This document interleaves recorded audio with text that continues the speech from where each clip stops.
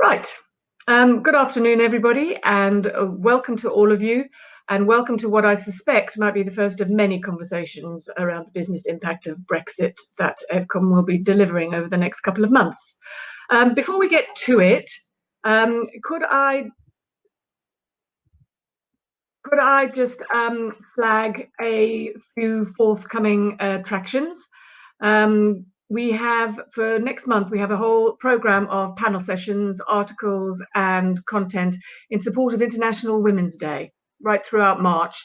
And the first event is on the 9th of March, which is a panel of aspirational women in the events sector. But there will be many more to follow right through the month. So the comms on that will be going out before the end of this week. And also just a reminder that the deadline for Clarion entries for the Clarion Awards is on the 19th of March. So that's fast approaching. So do get ready for that. As usual, could I remind everybody that you could put your questions in the chat function, and we will either try and answer those as we're going along if appropriate, but try and sweep some of them up at the end if that works best for the flow of the conversation. Right, so without further ado, I would like to welcome our panel. The panel this afternoon is made up of a couple of experts in this area and a couple of people for whom there is significant impact, so industry people. So first off, we have Wendy Andrews, who is Director of VAT at Bishops Fleming Chartered Accountants.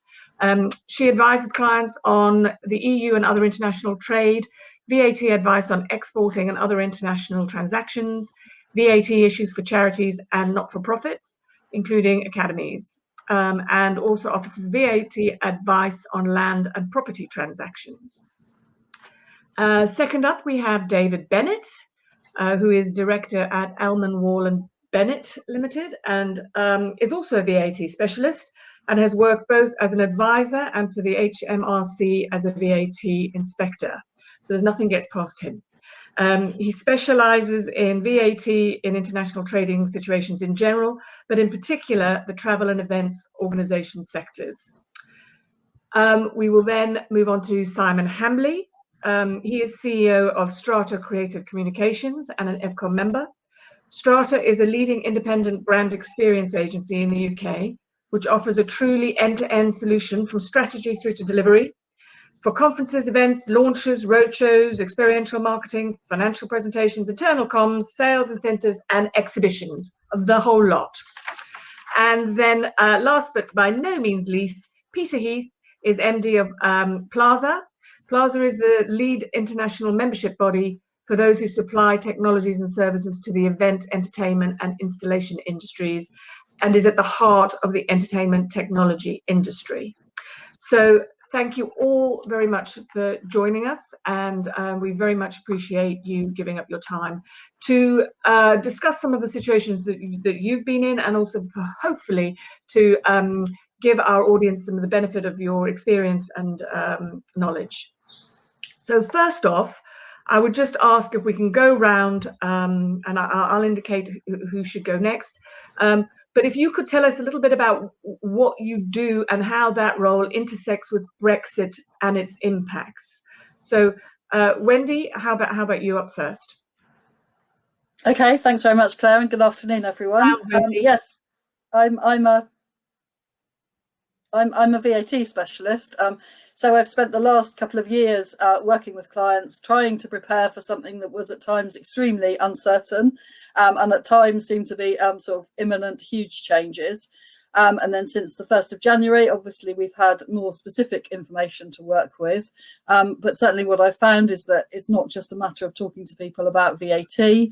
The whole Brexit change has had a very wide impact on people's businesses, much broader than their tax affairs, all sorts of things around supply chains, etc. So I've tried to be a point for businesses where they can talk to me and I can signpost them in different directions to where they might get some support. Thanks. Great. Thank you very much. And Peter, can we go to you next, please, on this? Yeah, good afternoon, everybody. Thanks for having me. So, yeah, my name is Peter Heath. I'm the Managing Director of Plaza, which stands for Professional Lighting and Sound Association. We're a trade body and have been around for over 40 years. And our core membership is the supply chain to events. So manufacturers, production houses, rental houses, distribution, amongst many others. And the way that we look after our members in the sense of giving them opportunity is we also provide a background of professional development, so members can take advantage of that. We have a skills section as well as a technical section. And how we fund this is through our commercial products, which are 2 magazines, one based here in the UK, one based in the US, and 2 trade events, which we run ourselves, one in May and one in September, both here in the UK. Our membership is truly international. We have 3 offices, one in the US, one in Europe, and one here in the UK. And about 26% of our members are based outside the UK. And most of those outside the UK are within Europe. So the Brexit issue has become a real challenge for them all. Yeah, absolutely. Thank you, Peter. David, if we could jump to you now, please. Okay, thank you, Claire. Like Wendy, I'm a VAT advisor as well. So Wendy has already explained why Brexit is relevant for what I do as well. My particular area is travel and events. I think it's fair to say that the rules in that particular area have just been thrown right up in the air by Brexit. I won't go into it now, but there will be opportunities later on in this session to expand on those points. Okay, thank you, David. And Simon, over to you. Thanks, Claire. So we are a full service agency and predominantly working in B2B and B2C for large corporates, and setting the pandemic to one side. On average, about 50% of what we do is delivered outside of the UK, either for a UK client or a client who's domiciled outside of the UK in terms of headquarters. We are actively planning for the return of live events, and therefore we are coming up against the challenges that Brexit has created for us, and I'll be able to share, I guess, a couple of those experiences, but I'm not sure all the answers. Yeah. Yes, I don't think anyone has all the answers, sadly. That's the toughest thing. So thank you all very much. That at least gives everybody an understanding of where you're all coming at this from. So Wendy, you're obviously in your position, you're dealing with a lot of different businesses on a daily basis, and their concerns must be many and varied. Can you give a quick synopsis perhaps of some of what the consensus is of the most pressing and repeated concerns that you're hearing about on a daily basis? Yes, of course. And the most obvious one, which has a few areas to just talk about, is really around physical supplies of goods, because the most noticeable thing that happened with effect from the 1st of January 2021 was that a customs border slammed down, or was erected, came into being between England, Scotland and Wales, basically, and the EU. And that's had a lot of practical impacts on the way in which goods are moved between GB and the EU in both directions. And the first major impact of that is in terms of sheer administration. If previously, before the 31st of December, if you wanted to send something to a customer in Italy, you could put it onto a truck from a factory in the UK and it would be sent over on a ferry or through the tunnel and go straight to the customer and be delivered, and all the kind of admin was done after the event. Since the 1st of January, that's got a lot more complicated, and you'll need an export declaration from the UK, and someone will need to do an import declaration into the EU. And that's one particular area that's raised, is the question of Incoterms, or the terms on which two businesses trade, which weren't very important within the single market and the customs union, but since the 1st of January have become very important. Traditionally, the seller of some goods would do the export declaration from their country, and the buyer would do the import declaration into their country. And that's generally how international goods transactions work. Something we've seen since the 1st of January is a bit of a reluctance on the part of EU-based customers to change what they were doing, since things were relatively straightforward for them when they were buying from the UK before the 31st of December. They're kind of expecting a similar position after the 1st of January, which then puts a lot of additional administrative responsibility onto the UK seller of the goods. But not only administration, and then potentially takes them into the area of VAT in the member state in which their customer belongs. And that causes a lot of complexity. And the second area really to mention is customs duty. Okay. Obviously, the agreement between the UK and the EU, the Trade and Cooperation Agreement, as it's called, was flagged very much as a free trade agreement. But it's really important to remember that the free trade, the lack of customs duty, only applies for goods of UK and EU origin. And an issue I'm seeing a lot since the 1st of January is businesses who perhaps import some goods into the UK from the Far East or from the US and then send them into the EU, finding that not only did they pay customs duty on those goods when they arrived in the UK, they have to pay customs duty again when they move those goods into the EU. And that can be a huge additional cost. For example, on clothing, duty rates are in the region of 12%. So that's a huge double duty cost. There are ways of mitigating that cost or of avoiding it altogether, but the main ways of doing that involve quite significant changes to the supply chain or doing things like setting up a customs warehouse. So lots of complex issues coming to light and lots of complex sort of combinations of those issues coming to light, which there aren't easy answers to. There are ways of working them through. No straightforward answers, and in quite a lot of cases, potential additional costs involved in getting those issues sorted out. So that would be my highlight of the main impacts. So right. far. Okay, and none of those are sort of simple, easily solvable problems, are they? Now, we've got some questions coming through, but what I'll do is I'll wait till I get a few of them because, you know, there might be some similarities and I can direct them to the right people. So I've got my eye on those for those people who are sending them through. Now, Peter, if we go to you at this point, you know, you represent the entertainment industry, one of the hardest hit industries hit by the pandemic and potentially one of the hardest hit by Brexit. Many of the issues your sector faces intersect with the events industry and the film industry. How are some of these things that Wendy just mentioned, you know, the movement of goods going to affect your membership, and how are people coping with this impact and the transition? Thank you, Claire. Yeah, so it's a particularly difficult and challenging time. So right now, the impact of Brexit is not fully being felt because we can't work anyway at the moment because of COVID.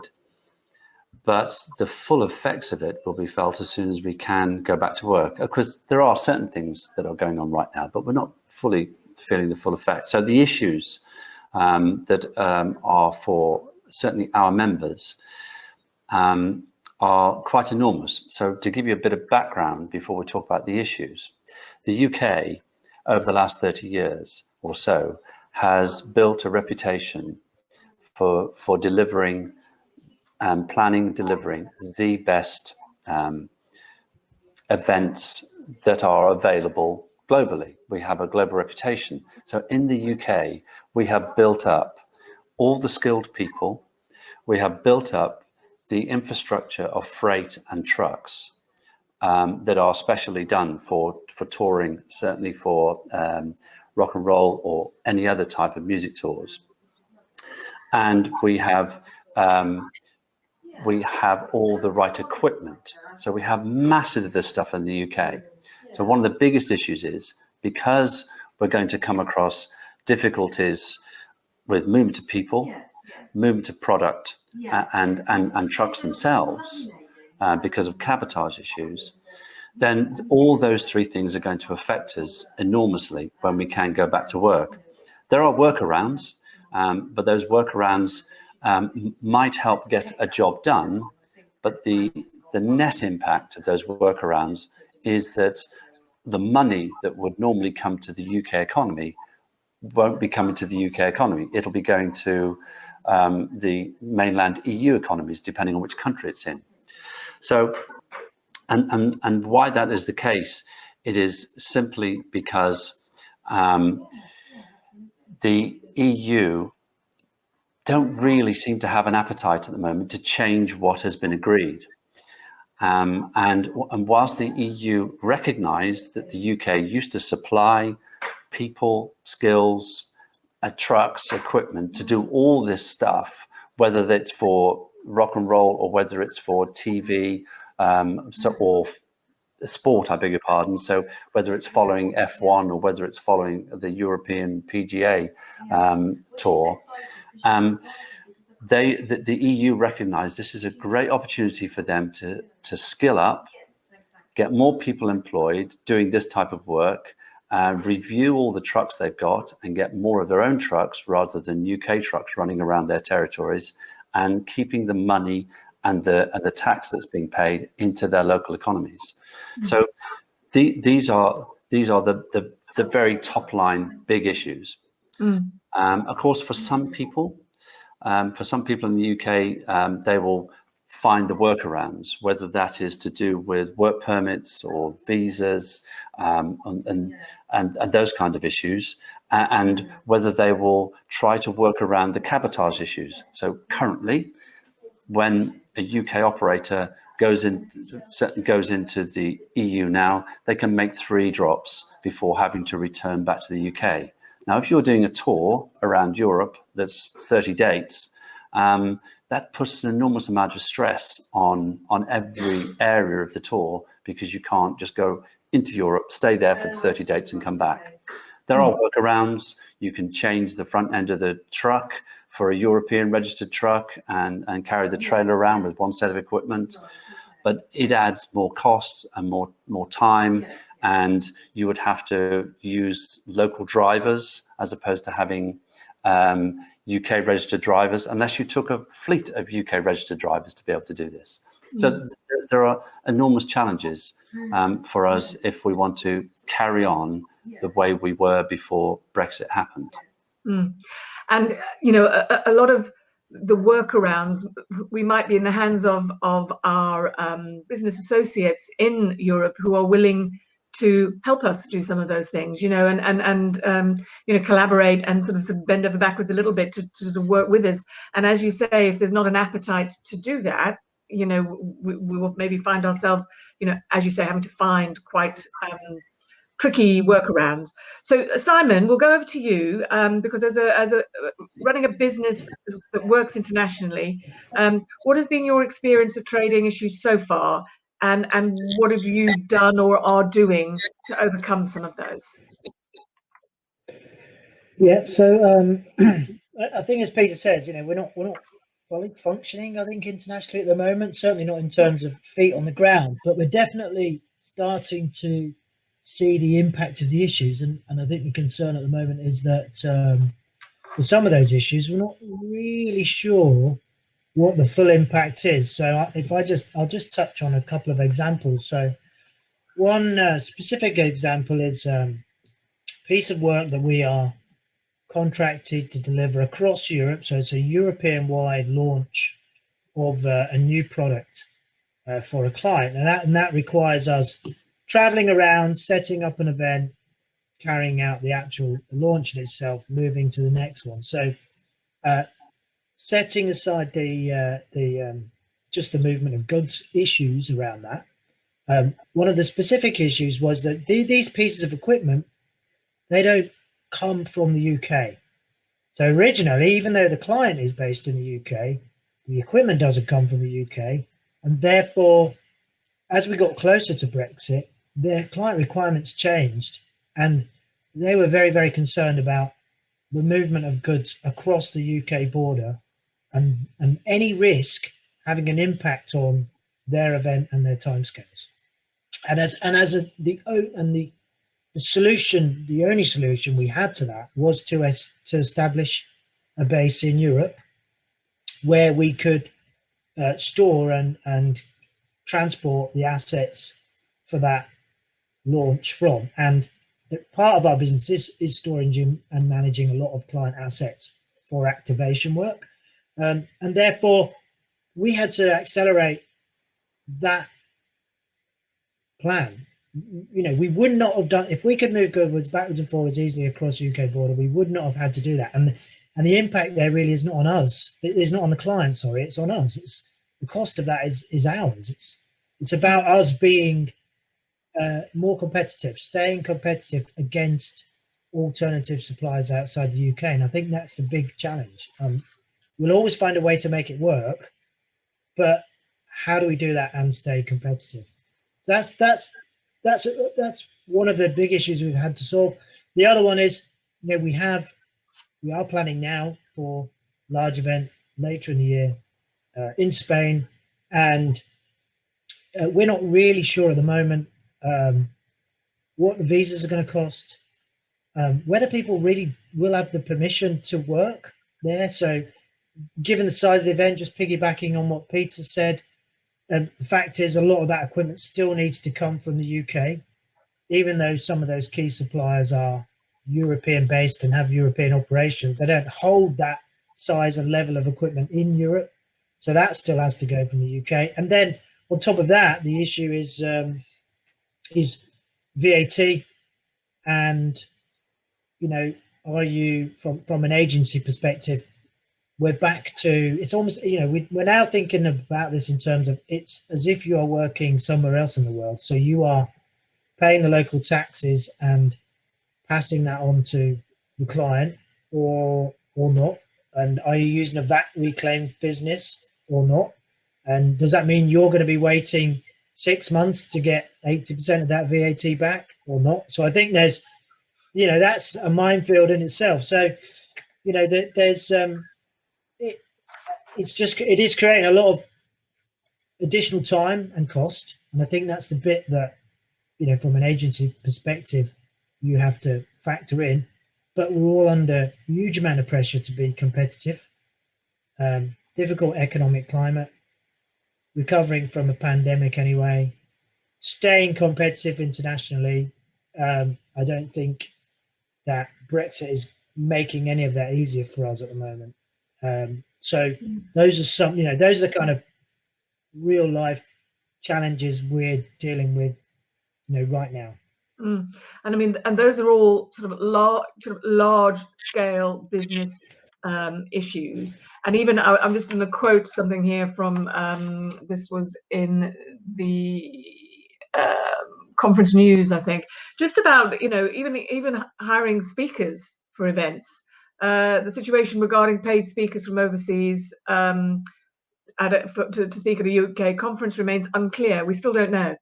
Sources revealed that a clear answer from the Home Office on the issue has been chased. However, it's believed that for most business conferences, if a speaker is being paid, they will need a work permit.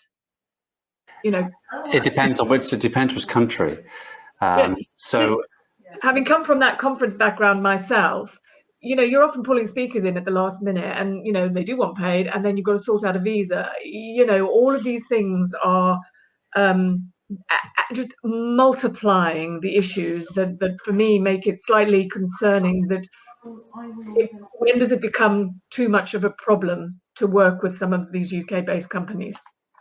Anyway, so I do want to go on to David now, because I suppose the question is there any good news? Is there anything that we can see an upside here for our sector? And Dave, you're going to talk about potentially, yes, with the TOMS situation. Yes, absolutely. It's a mixed picture, but yes, potentially there is some good news. Let me explain.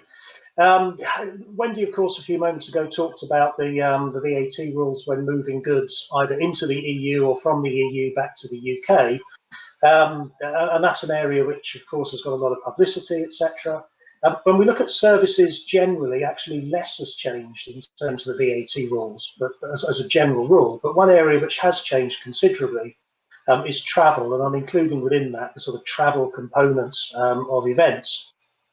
And what we're talking about here primarily is the Tour Operators Margin Scheme, or TOMS. Now, just to recap, this is a simplification. It's an EU scheme. It exists to simplify the VAT compliance of tour operators and other suppliers of travel when they're providing travel in 2 or more member states. But the key here is that it's an EU scheme. It doesn't apply to us anymore. So that has raised 2 questions, one of which is now fairly clear. The second one, unfortunately, is not still. The 2 questions are, what do these changes mean in terms of the UK rules? That's the relatively straightforward one. But secondly, given that we're now outside of the protection, if you like, of this simplification scheme, what new obligations might exist when selling services which are enjoyed in any of the EU 27? Let's look at the UK first. This is where the good news comes in. So we fall outside. We must. We're a third country, and we fall outside of the EU TOMS rules. What HMRC has decided is to adapt the EU version to create a new UK version. So we still have TOMS, which in most respects looks very much like the previous arrangement, but one crucial difference.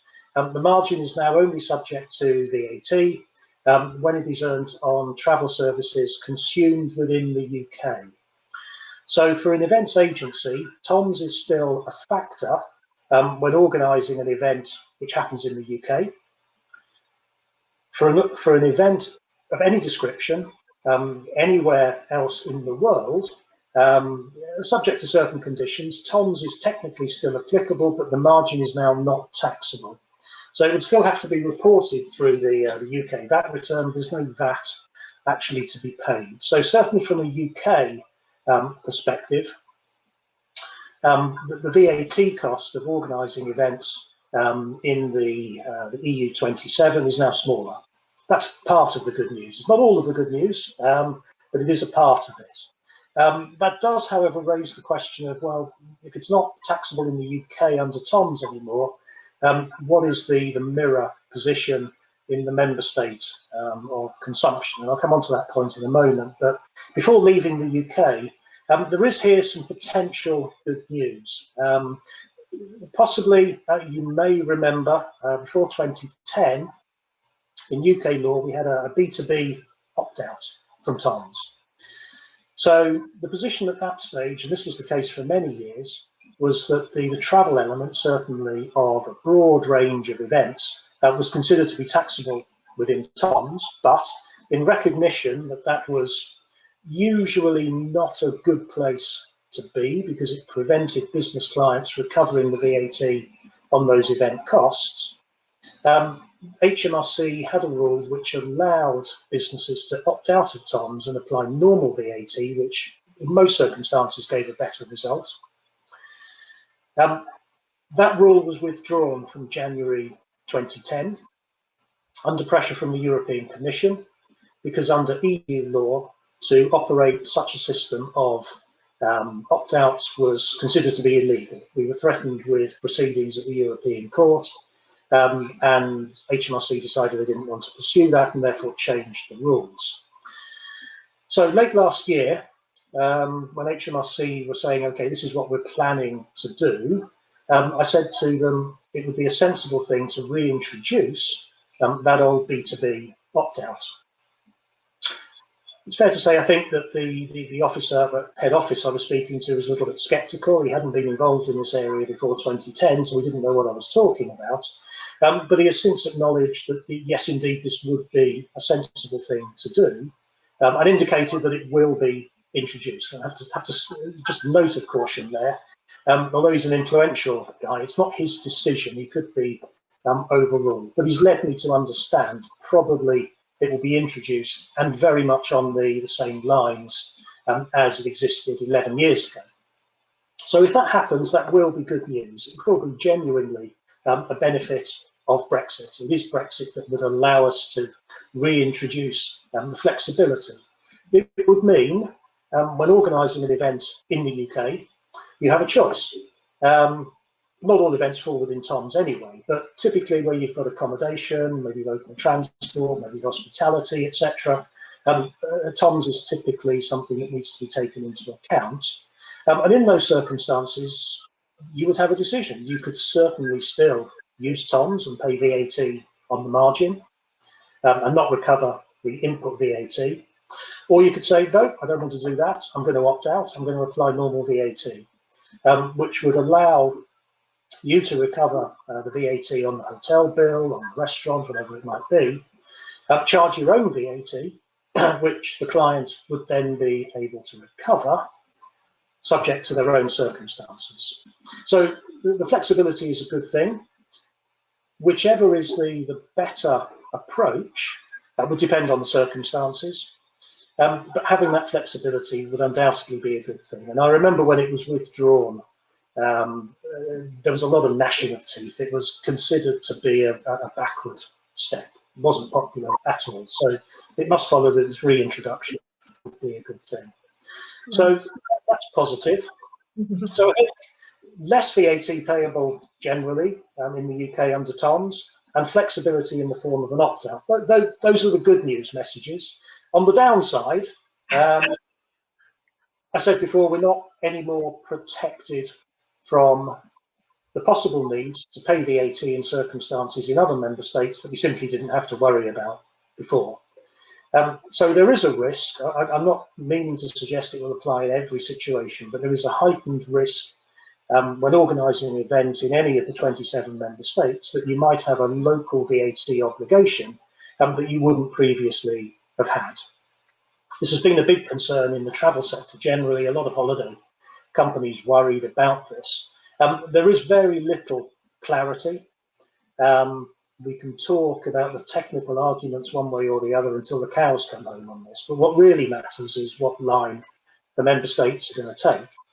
The only one that has so far come out and said anything really on it was Germany about a month ago, and they announced that they do expect VAT to be paid locally. So I think it's fair to say that their message was aimed more at holiday companies than B2B travel, but the same technical issues arise, and their position seems to be that they do now expect not just UK, but all third country based travel organisers of one type or another, providing services which physically take place in Germany to apply German VAT. Okay, so that would mean, companies doing incentive travel, as part of their offering to their clients. So it's, it could impact on quite a few businesses. It could, and I don't want to over-egg the pudding, shall we say, on this one. I'm not suggesting by any stretch of the imagination that this will become a requirement in every member state, nor that for Germany, for example, it becomes a requirement in every case. It's just an added complexity and the possibility that these liabilities will arise. Okay, all right. Well, if I can just say one thing, is that aren't you glad there are VAT experts in the world to help you with all of this? Because it's blinding, isn't it? It is so complicated. So I think having people like David and Wendy to help out is extraordinary. So I would urge caution with all things to do with VAT. While we're on either Wendy or David, I had a question here from somebody to do with import declarations. Do you need an import declaration for each country that the goods are travelling through, i.e. France, Spain to Portugal, or will one suffice, seeing as all three are still part of the EU? Anyone know? Shall I take that one? Yes, yeah, please. Yes, and it actually brings in a point I'd meant to make earlier, which is that unfortunately, as a country outside the EU, we do have to deal in some respects with each member state separately when we do things like imports. And that question, I've had a lot of cases. You have a lot of cases of goods initially arriving in the EU in France, but for eventual delivery to a customer in, say, Spain. And you're right, potentially you do need to do the import declaration in the country where the goods first arrive. But there are what are called transit rules, which do allow the goods to transit through the EU until they get to their eventual destination. But that's a complex procedure, which usually I think your freight forwarder or your logistics provider would need to get involved in organising for you. And also for some businesses who import goods arriving in France and then being distributed across the EU, it can make sense to be set up so that all the goods can be imported into France. Because once they're imported into the EU, the good news is that they're then in free circulation, and once they've been formally imported, they can then be distributed across the EU in a much more straightforward way. So hopefully that answers the question. Right. Okay. So yes. So this is the place of origin where the paperwork is completed. Okay. Another quick question here: is an equipment carnet difficult to get in terms of cost and time? Peter, you might know that one. No. Okay. Is the simple answer. But of course, you would need more detail depending on what you're doing. But no, carnets are not hard. The only time that you would find carnet being troublesome is if you have something here in the UK, you're shipping it over to the EU, and it's variable. So the stuff that goes out must come back. Simple as that. Right. And if you've got merchandise in your carnet and you're selling the merchandise while you're abroad, and so the amount differs when you come back, then you'll run into trouble. Okay. And then the only other thing that we've heard of, and I'm not sure if this is going to be true, is that certainly for some of the larger tours that might go abroad, is that the product that's in a particular truck needs to come back in that truck. If you've got a tour that's got 20 trucks, and as they go around, the gear just goes in whichever truck. But when it comes back to the UK, it needs to be back in that truck that it went out in. That's what we've heard so far. Not sure if it's true. We need to be testing it. And then I have another question here from somebody from the film community. Is there anything we need to know about the provision of services rather than goods, i.e. making films for clients in the EU, whether filming them in the UK or the EU, but where we invoice the client in the EU? So leaving aside practical stuff like carnets, I'm interested in whether the actual delivery of those services has been affected. I'm not sure. Simon, might you know that? Well, I think providing you've got the correct visas to work in that location, then as a film crew, you should be able to travel and do the job that you need to do. It is different in every country, I think. And then the other big issue is the one around billing and VAT, which David was explaining. So if you are traveling, you price something in the UK, but you're working for a client who's in the EU, and you're billing somebody in the EU. If you have any costs in that country, they will be putting VAT on to their bill. Yeah. I don't think you necessarily need to charge VAT. Yeah. But are you going to pass on those third-party VAT costs gross? Is the client going to pay for those, or are you going to wait 6 to 8 months to get that money back? I think David is probably better placed to answer the VAT question. Okay, thank you. I started my presentation just now by saying that services to a large extent weren't affected, and I think that holds true in this situation. So as a general rule, leaving immediate travel services to one side, other services retain the same VAT treatment now as they had before. So whatever the proper VAT treatment of a filming service, for example, might have been last year, I would expect the same position to apply now.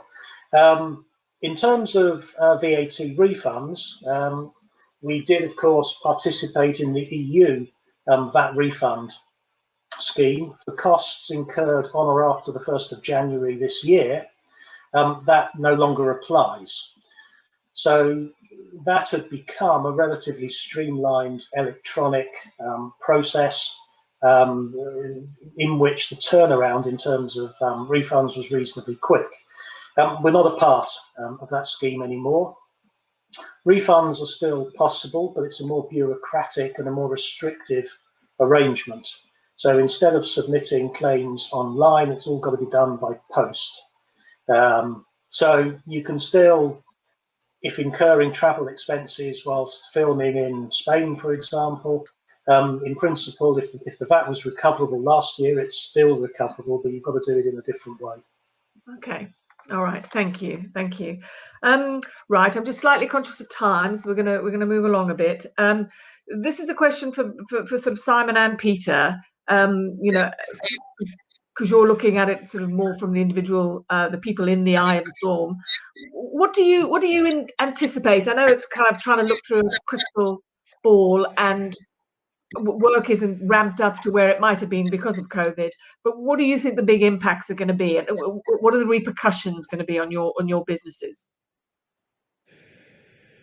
Peter, do you want to go first, or shall I? I'll go first. Shall I? Then Peter can go after.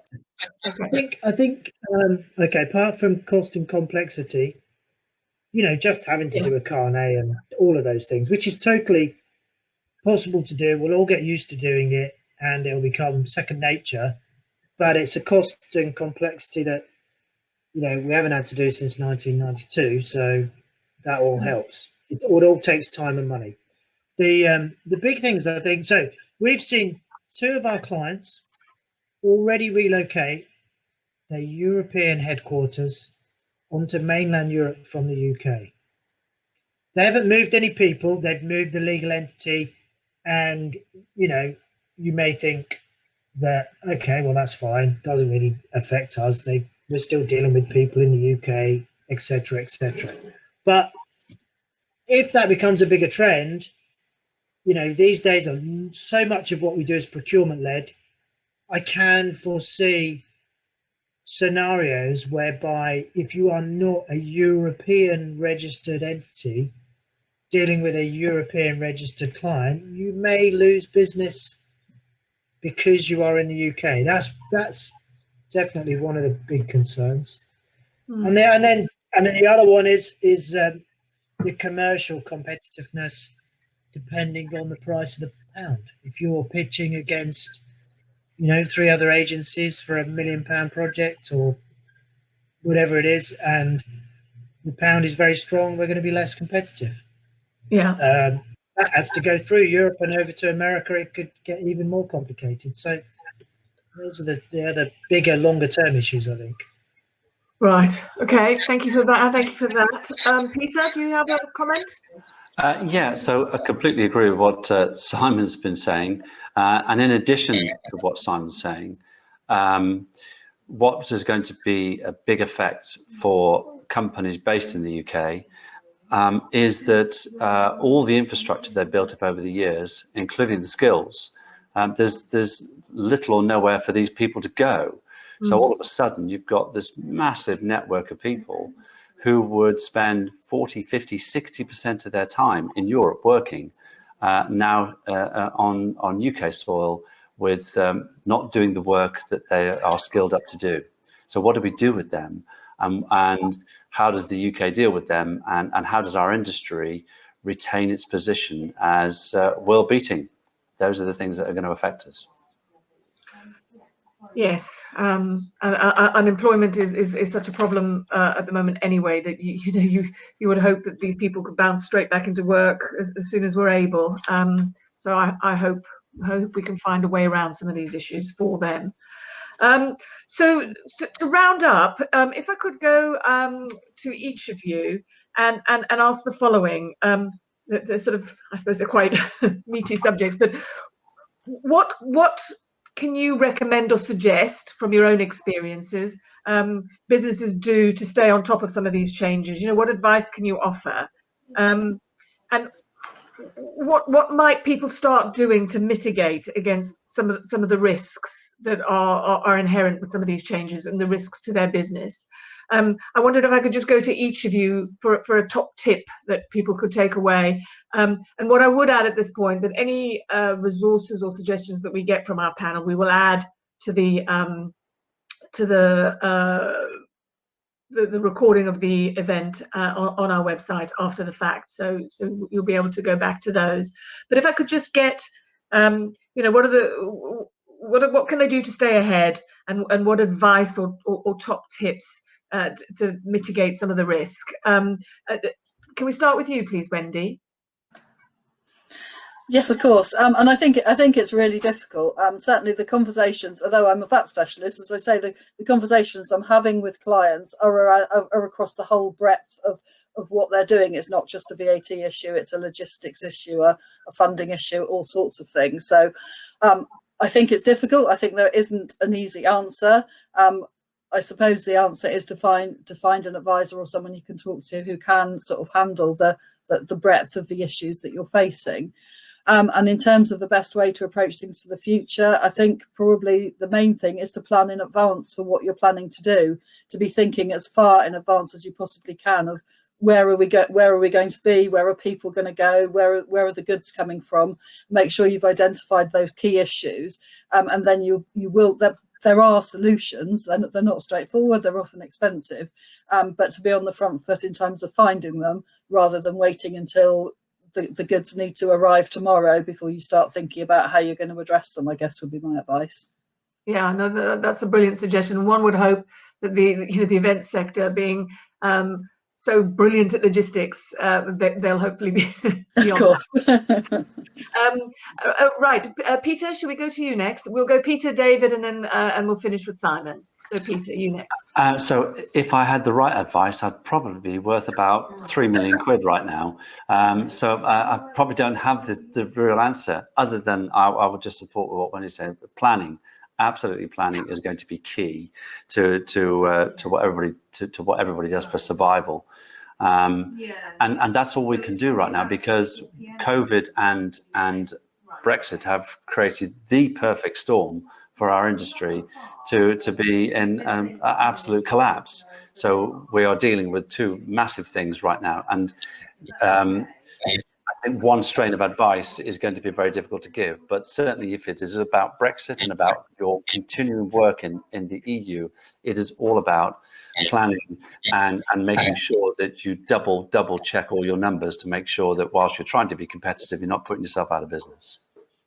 All right. Okay, that's excellent advice there. David, if we could go to you next, please.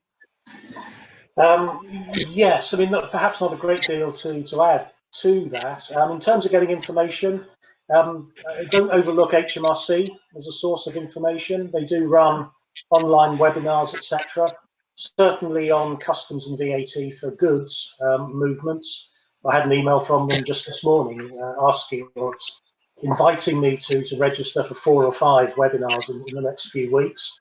So I would suggest that's probably worth a go. In terms of mitigating risk, I mean, in the areas I operate in, the biggest risk really is a lack, or arises from a lack of action, and assuming everything will be okay, and then in a year or two's time, maybe longer, being asked to pay local VAT by a member state.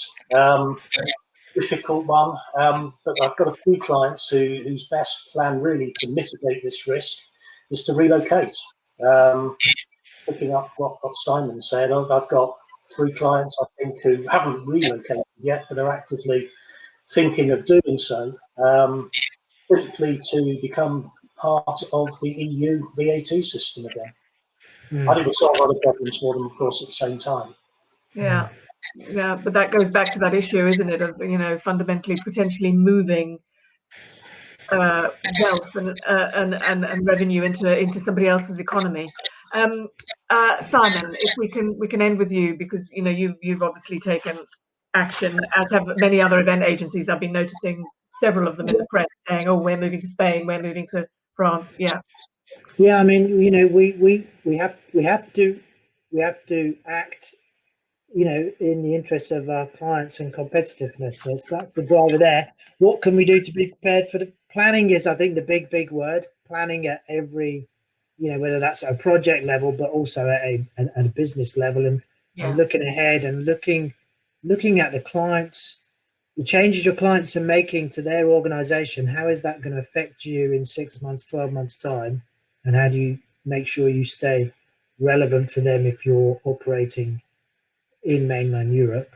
And I think the other thing that wasn't mentioned was, I think there will be a requirement to build more local new relationships with suppliers in mainland Europe, and which will mitigate some of the risk and some of the complexity.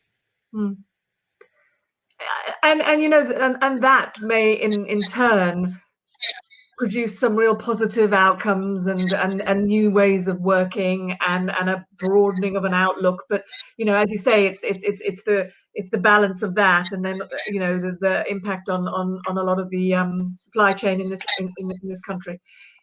There's a whole lot of worry and I think work to do ahead. But I think for the time being, we should leave it there, because I think a lot of this gives people a headache. So we shall leave it at that. But I would like to thank all of the panel this afternoon: Peter Heath, David Bennett, Wendy Andrews, and Simon Hambley. Thank you so much. Thank you for your time, and best of luck with all of your Brexit work over the next 1 year, 2 year, 3 years. And if you do have any resources that you could share with our audience, or any tips of where they can get further information, do let us know, and we will add that to the feed after the fact. So that will be available after lunchtime tomorrow, incidentally. And then just a final plug for our program next month, which is all in support of International Women's Day throughout March. So do join us for some of those if you can. And that is all from us. Thank you very much, and good afternoon. Bye.